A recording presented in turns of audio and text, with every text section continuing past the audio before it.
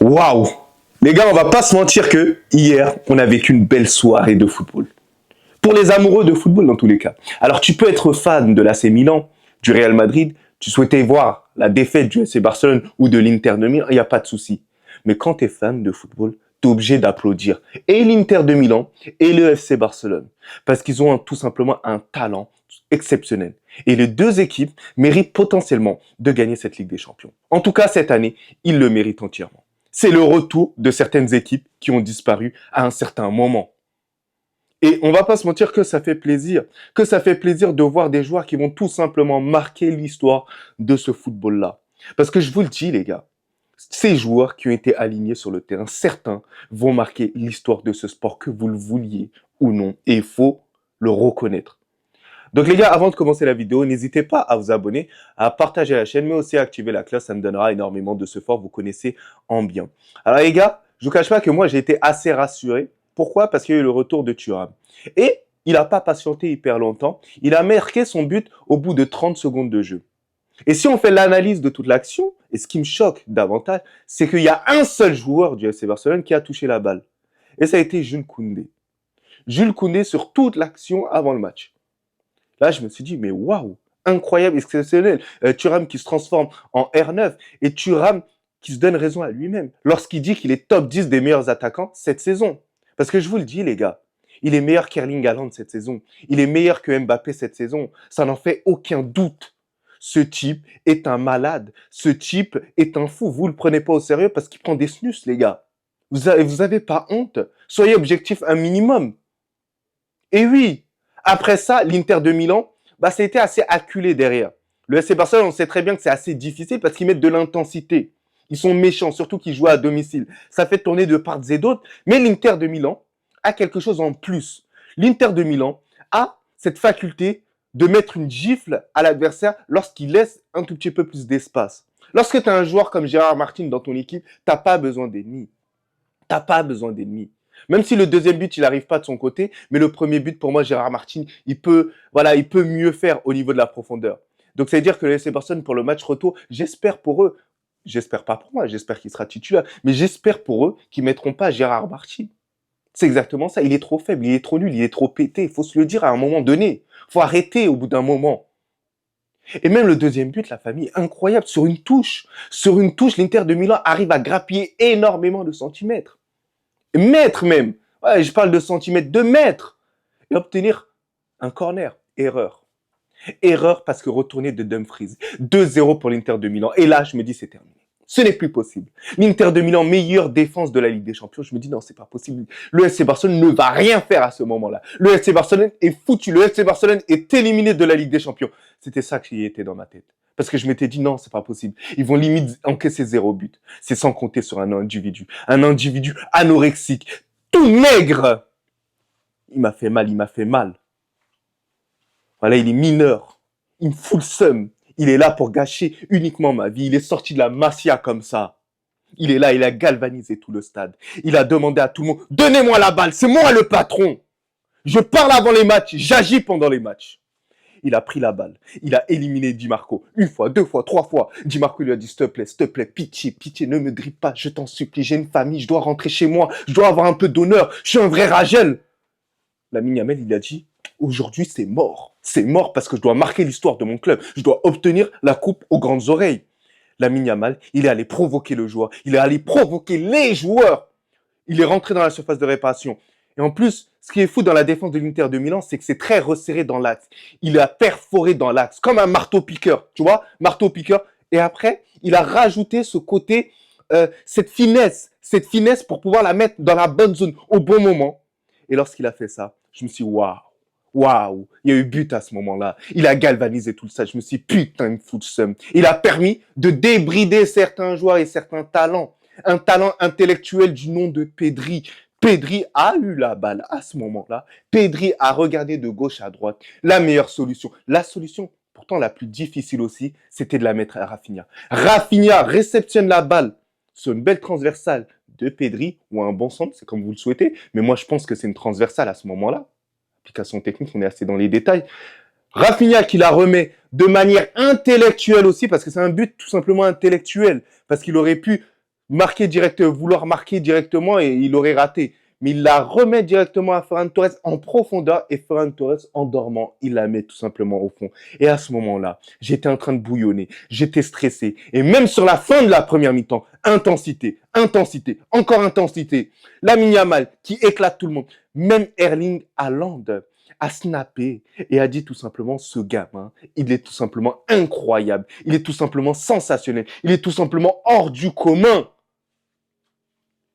Voilà, même un footballeur professionnel plus âgé que toi, il t'admire et il te regarde comme ça, en te snappant. Ah oui, les gars, c'est incroyable. C'est un talent générationnel, ce petit-là. Il fait le changement du FC Barcelone parce que autrefois, la famille, autrefois, je trouve que le FC Barcelone, ils auraient jamais fait cette remontée-là parce qu'ils n'avaient pas assez de joueurs de caractère.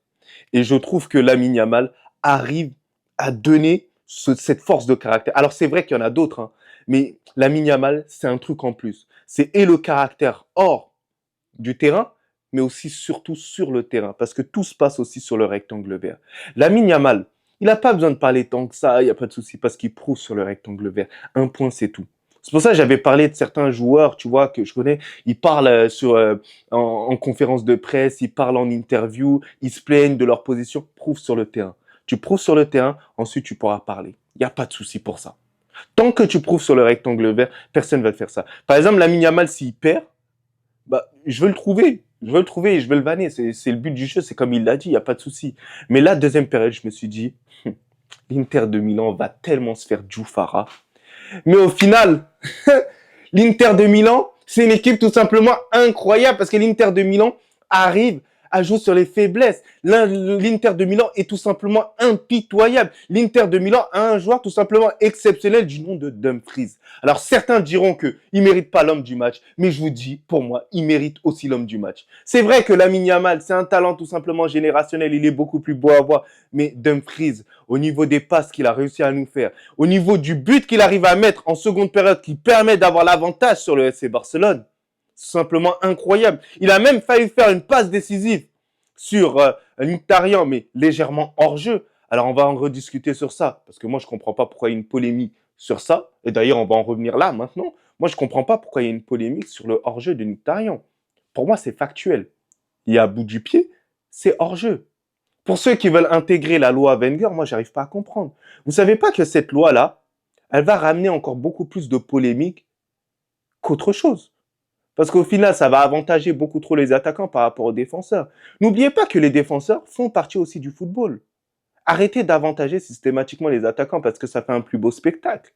Il y en a marre, laissez-nous notre football habituel.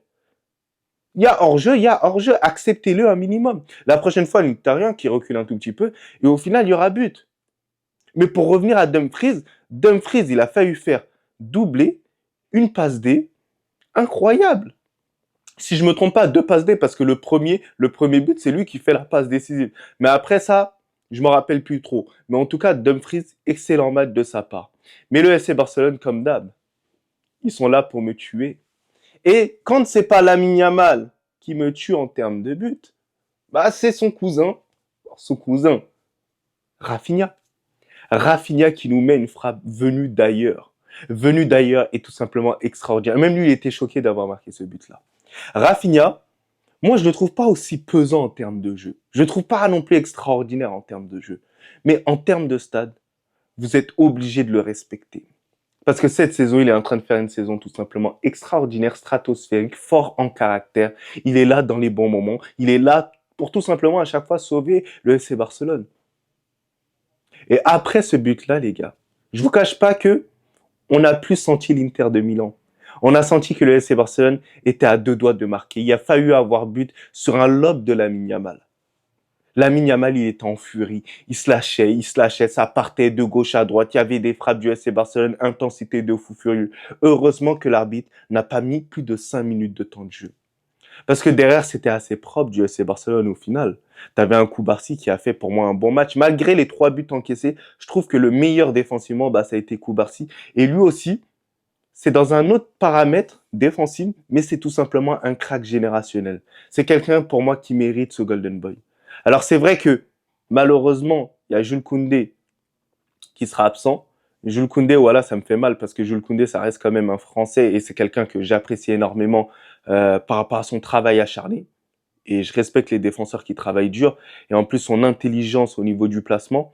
Mais j'espère que c'est pas trop grave et j'espère que il sera quand même au rendez-vous pour nous offrir le spectacle qu'on mérite et qu'il soit éliminé avec aussi le FC Barcelone, bien sûr, frérot. T'as commencé, il faut que tu sois éliminé avec le FC Barcelone, c'est ainsi. Donc voilà. Donc on va regarder, voilà, on va voir si s'il pourra jouer ce match-là. Mais en tout cas, ce match-là, il est tout simplement extraordinaire. Et moi, c'est Lamine Yamal. Hein. Lamine Yamal, il m'a trop choqué. Il a été extraordinaire. Même l'entrée de Firmine. Firmine, en fait, sur l'entrée de Daniel Mo, il a ramené ce côté un peu plus dynamique. Ce côté dynamique et il a bien su s'insérer entre les lignes. C'est ça qui est très intéressant sur cette faculté-là. Olmo, il était très en colère de sortir. Bon, il a qu'à être en colère jusqu'à demain. Je trouve qu'Hansi Flick, il a fait les bons changements, les bons choix. Mais bon, pour ce match retour, je vous cache pas que moi, je vois quand même l'Inter de Milan passer. Je vois l'Inter de Milan passer parce que je vois pas l'Inter de Milan perdre quand même à domicile. Après, on sait jamais parce que le Barça, c'est tout simplement une équipe extraordinaire. C'est pour moi la meilleure équipe au monde là cette année. Mais l'Inter de Milan, à domicile, c'est quand même difficile. Il fallait que quand même le FC Barcelone fasse tout pour remporter son match à Montjuic. Mais là, malheureusement, ils font une très mauvaise opération. Mais comme je vous l'ai dit, les gars, ils ont tout simplement un crack générationnel du nom de Lamine Yamal, la famille. Lamine Yamal est beaucoup trop fort. Lamine Yamal, c'est tout simplement le football. Lamine Yamal, si tu le détestes, bah, t'es un attentat. Tu fais un attentat contre le football. C'est une réalité. Gauche-droite, il nous fait du Lionel Messi, il nous fait du Neymar, il nous fait même des fois du Andrés Iniesta, il nous met des extérieurs. Les gars, c'est du n'importe quoi, il nous fait du Modric aussi. En fait, ce joueur-là, dites-vous que dans 10 ans, il aura simplement 28 ans. Les gars, prenez tous les latéraux au monde. Quel latéral peut bloquer Lamine Yamal? Dites-moi, les gars. 20, tu mets 20 joueurs qui jouent sur le côté. Hein. Quel joueur peut bloquer Lamine Yamal, les gars, cette année? Là, quel joueur? Et en plus, il commence à prendre des, une densité un peu plus physique dans ses appuis. Il est encore beaucoup plus vif. Parce que c'est plus maintenant un gamin, il commence à à revenir dans l'âge adulte. Imaginez-vous lorsqu'il aura 20, 21 ans. Il sera encore beaucoup plus fort. Dans les appuis, dans ce côté un peu plus tenace. J'ai jamais vu un joueur aussi jeune, aussi fort que lui. Et pour ceux qui diront que, ouais, Abdé, t'abuses, tout ça, je m'en fous, là, je vais le dire. C'est le seul joueur, j'ai l'impression, qui peut égaler ou pourquoi pas dépasser Lionel Messi. Parce que même Lionel Messi, je l'ai pas vu aussi fort au même âge. C'est un avis. Alors je dis pas qu'il va le dépasser les gars, mais je commence à avoir des doutes et me dire ah, en fait, il est fort ce petit. Il est tout simplement extraordinaire. Donc les gars, pour le match retour, j'espère que le Barça ne se qualifiera pas.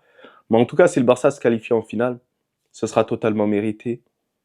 Et ce serait tout simplement historique parce que ça ferait 10 ans qu'ils sont pas arrivés en finale de la Ligue des Champions.